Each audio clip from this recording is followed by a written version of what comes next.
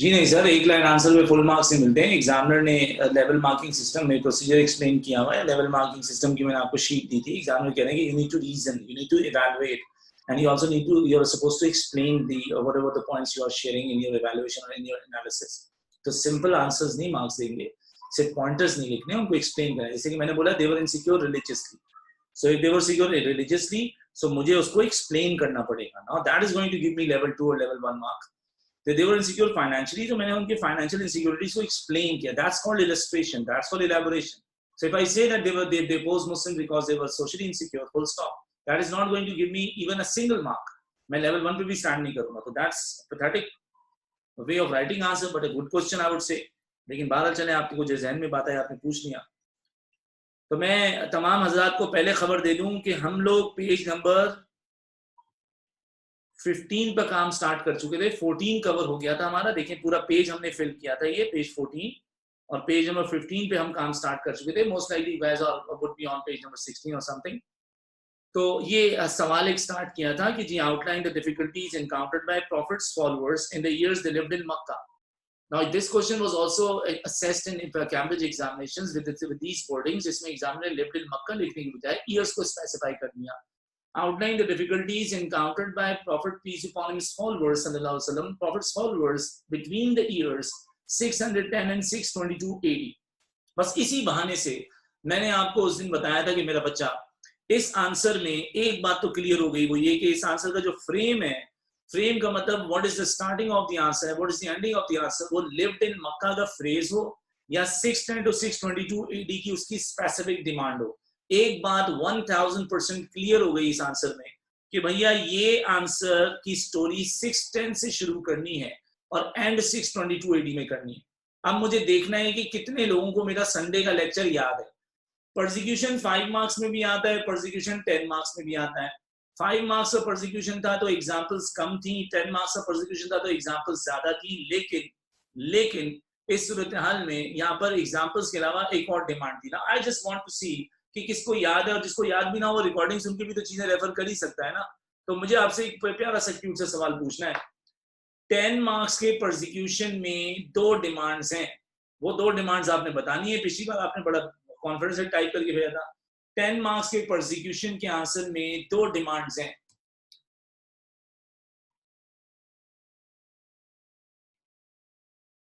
Ten marks के prosecution की 2 demands हैं।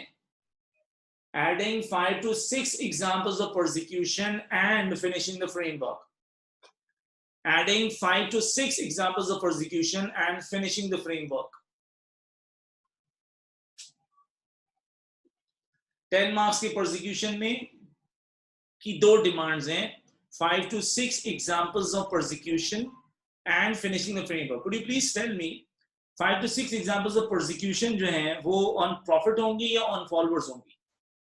5 to 6 examples of persecution on prophet होंगी या followers होंगी? followers का क्वेश्चन है, ज़ाहिर है इसके फौरन बाद जब हम क्वेश्चन स्टार्ट करेंगे, जो शायद कल का हमारा टॉपिक हो persecution on prophet है, तो यहाँ followers की बात है। तो फिर मैंने आपको फ्रेम समझाया था। मैंने कहा चलो बच्चा अब एक काम करो, जब आंसर शुरू करने लगो तो पहले फ्रेम पे बात कर लो। तो इसका फ्रेम यूं स्टार्ट हुआ, in the year 610 AD, Hazrat Muhammad sallallahu alaihi wasallam received first revelation in Cave Hira in the night of power, and he became the Rasul of Allah.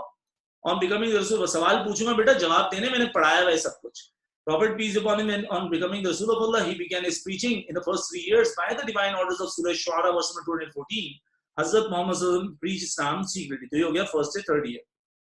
From the 4th year of prophethood, in the years of secret preaching. अब ये सवाल है जिसका जवाब मैंने आपके lectures में लिखवाया हुआ था, लेकिन I would like to see किसको याद है।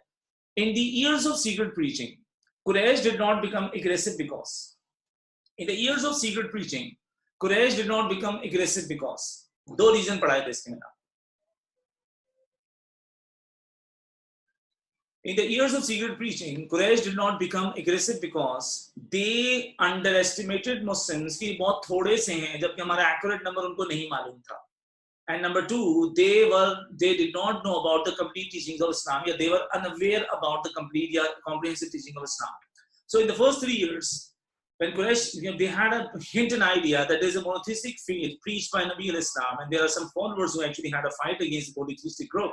Yet they did not react against Muslims aggressively because they underestimated Muslims and they were unaware about the complete teachings of Islam.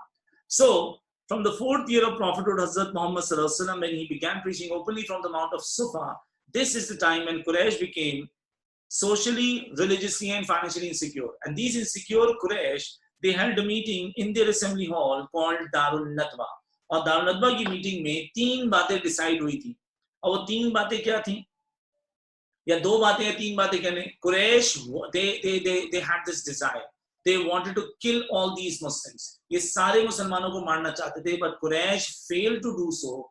Quraysh wanted to kill Muslims, but they could not kill Muslims because Muslims were good in strength. मुसलमानों की तादाद तो 40 के लगभग हो चुकी थी.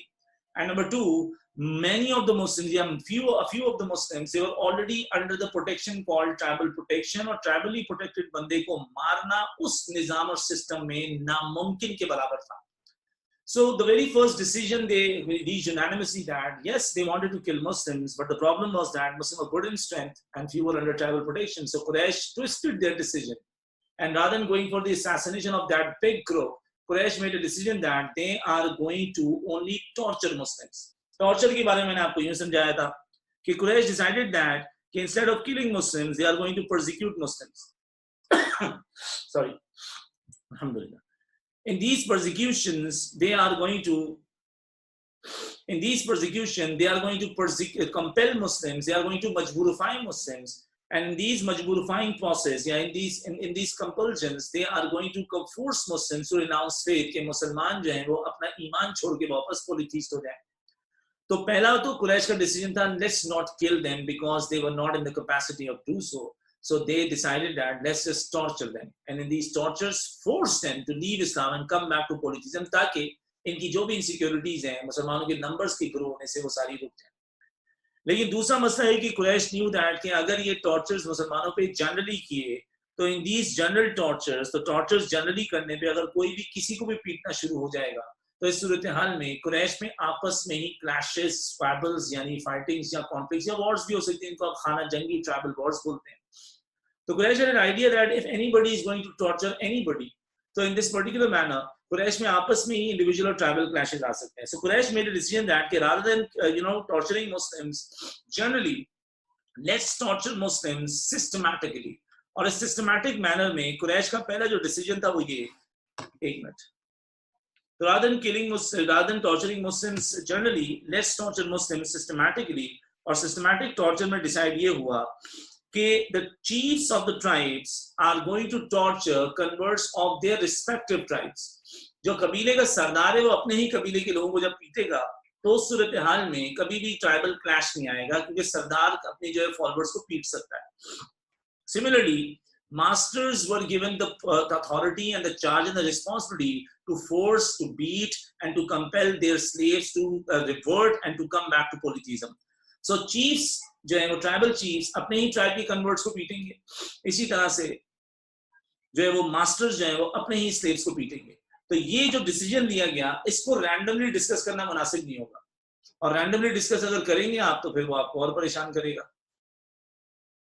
Anyway sorry. तो आपको चीफ्स की, किसी ट्राइबल चीफ ने किसी अपने ट्राइब के कन्वर्ट को पीटा, उसकी एग्जांपल देनी थी. इसी तरह से आपको एग्जांपल देनी थी मास्टर्स ने किसी स्लेव को पीटा. क्योंकि whenever you are bringing any topic, especially in this area, जहाँ आपको 5 to 6 examples देंगे, तो you should be, providing the evidence of that topic as well. So yes, we are saying that the first decision was chiefs were torturing the converts of their respective tribes. इसमें हमने example दी थी Usman bin Affan की. Usman was the convert from Banu Umayya tribe, and his uncle, who was the chief of Banu Umayya, his uncle threatened him.